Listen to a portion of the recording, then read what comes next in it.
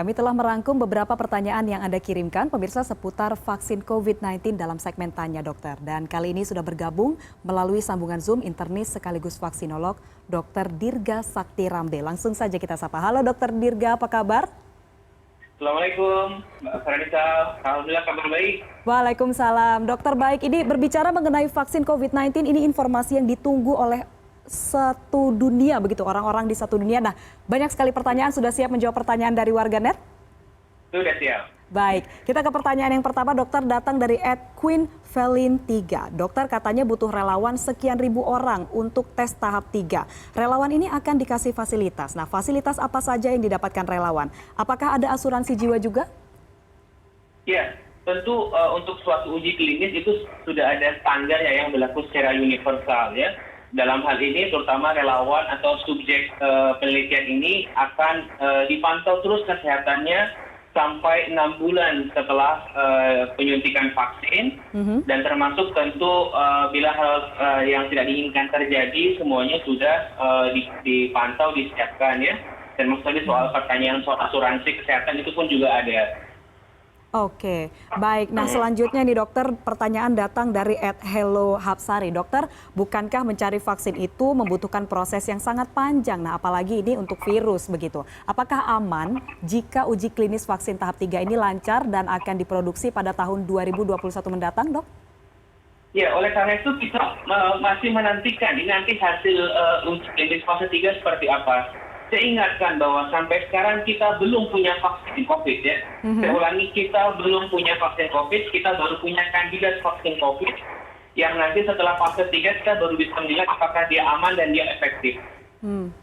Oke, nah dokter ini berbicara mengenai keamanan begitu. Jika sudah diproduksi pada tahun 2021 mendatang lalu ditemukan kegagalan begitu dalam vaksin, apa yang akan dilakukan? Ya, tentunya bila ada suatu temuan yang tidak aman atau tidak efektif, itu umumnya diketahui pada fase 3. Sehingga kalau sesuatu itu sangat signifikan, serius, bisa jadi proses selanjutnya tidak dilanjutkan gitu ya, dalam hal ini tidak diproduksi. Oleh karena itu kita sangat menantikan bagaimana hasil uji klinis fase 3. Oke, baik. Nah pertanyaan selanjutnya terakhir dokter datang dari @gacur000. Dokter, sukacita nih vaksin COVID-19 ditemukan, membaca syarat batasan umur dan juga kondisi fisik relawan yang harus sehat begitu. Nah pertanyaannya, bagaimana dengan anak-anak dan orang dengan kondisi penyakit bawaan? Apakah bisa dok diberikan vaksin COVID-19 ini nantinya? Ya, secara umum uji klinis suatu vaksin atau obat baru itu biasanya memang pada orang dewasa sehat dulu, yaitu usia 18 sampai 59 tahun ya.